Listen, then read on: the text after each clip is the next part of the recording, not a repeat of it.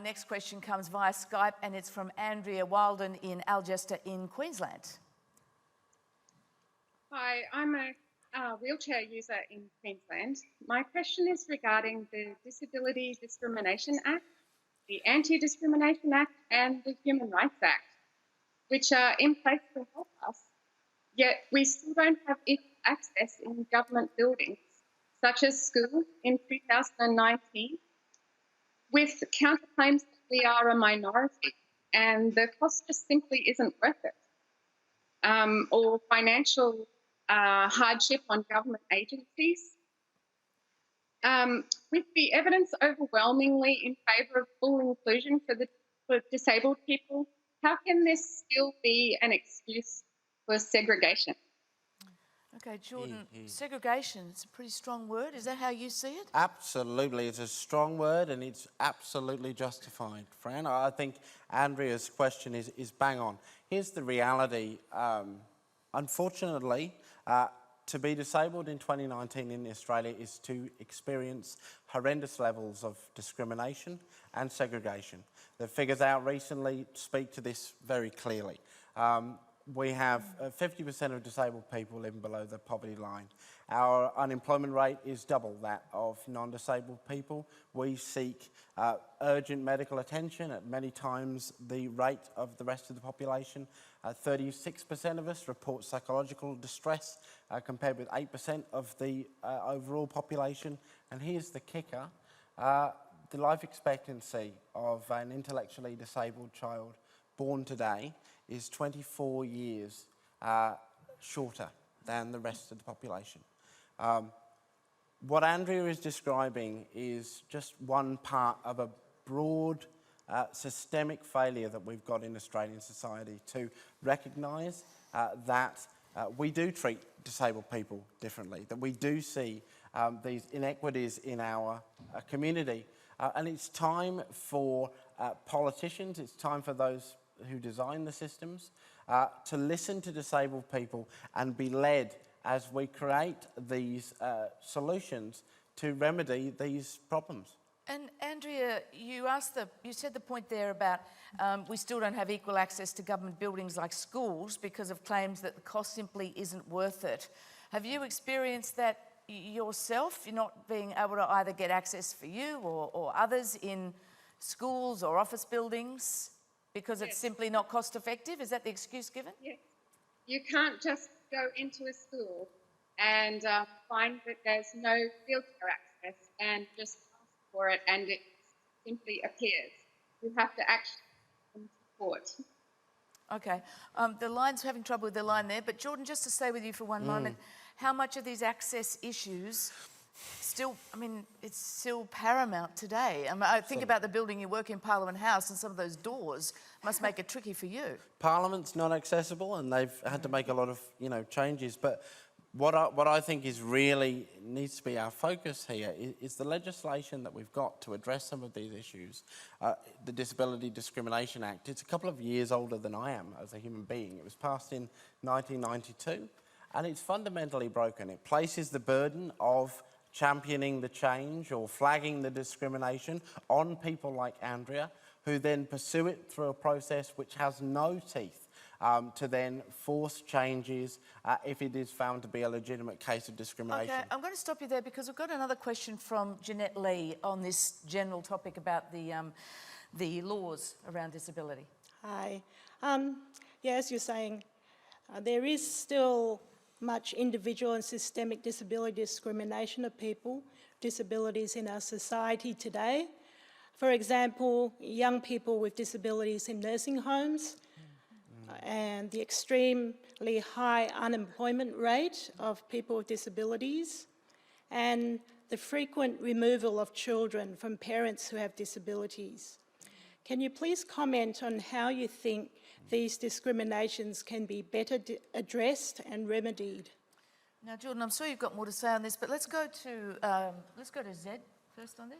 Well, look, the first thing to both of you is to say that what you're describing there is completely unacceptable. It's completely unacceptable, and we shouldn't have a situation where someone in a wheelchair is not able to access a school or other public buildings, we shouldn't have situations that you're describing. So in terms of responding to it, there is much that is being done, I suppose, and much that needs to be done. But there's no way you can defend what's been put to us. We have to have a situation where we do much better. You could point to a lot of strides where we've had these disability standards, as Jordan says, for a long, long time, but in many cases they haven't necessarily played out in the way that they should. So I have an open mind in terms of the solution. If, Jordan, you're suggesting it's partly a legislative solution, I'm sure that wouldn't be the whole way. I've got an open mind on it, but in terms of what the government's position is on it, I think it's a discussion worth having. The thing about it is we have the laws, we have the Anti-Discrimination Act. So what needs to happen? And do you think we might get close to this with the Royal Commission? Do you think this is going to go any way towards the shining light on it is going to help? It's not like we don't know. Well, no. We do know part of the story and just haven't listened to that and acted. But I think on the Royal Commission, it's really important that we have a process now. I mean, this has been a long fight of disabled people for decades for this justice moment. And it's really important that we see the Commission's integrity defended. But more than that, we need to come to a new understanding as an Australian community of what disability is. For too long, we have laboured under a delusion that disability is merely the result of a medical impairment held by the individual, when in fact disability is the collective result of society's failure to adapt to and include people regardless of their impairment. It's something we all need to take collective ownership of and work together to change. It can't just be something that is left to disabled people to constantly fight and struggle to try to change these situations. It's got to be a collective effort. And Greg, as a journalist, I'm sure it's one of these debates, isn't it, that just happens again and again and again when everyone says, yeah, that's not good enough. Well, let me say I agree with everything Jordan has said. And I do think he goes to a critical point. It's a failure to acknowledge the universality of humanity and the essential distinctiveness of humanity.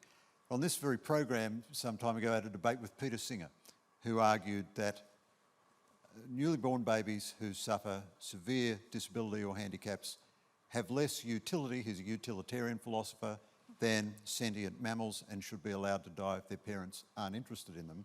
And I said, no, that's absolutely wrong. He said, what, you mean just because they're members of our species, we should keep them alive?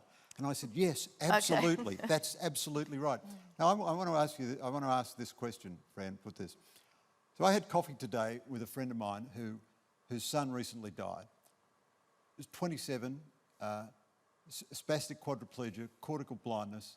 The devotion of my friend and his late wife to their son was magnificent, and their son was a happy, good, worthwhile human being who shed light and grace on everyone who met him. Now, I think he has a right to life, and I ask this question. Amartya Sen, the famous Indian economist, said there are 25 or 30 million missing girls and women because they've been aborted on the basis of their gender or killed as infants. Now, we think that's terrible on a basis of gender, and I agree. Do we really think it's a good idea to abort babies because they have But I don't think that's the debate we're having here tonight. We're not having a right to life debate. No, we're having a debate about law around... The debate has to be on approved ABC lines, or otherwise it's out of order. No, I'm just saying it's a completely different issue. I think, well, let me ask... Well, I'm saying the right to life of disabled babies is a critical factor, and part of not seeing them as human beings... The question is about people living with disability in our society now. Well, the question is, are they allowed to live?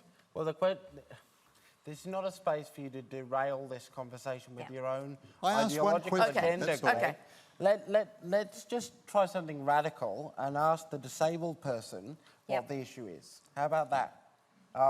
Now, the issue here, my friend, is that we have spent the last 100 years crafting a society which, in every aspect, excludes, denigrates and discriminates against disabled people. I agree with you there. In the very physical fabric of our societies, our employment structures, our education systems. That is the issue. And that needs to be where our focus is, not in the Okay. corner of some Absolutely, right-wing yeah. debate where you are trying to take All right, well, let's hope the Royal Commission does get us somewhere there, because certainly the recent Royal Commissions have shone lights on issues, and I think the whole community has learned a lot from them, so I hope it happens this time.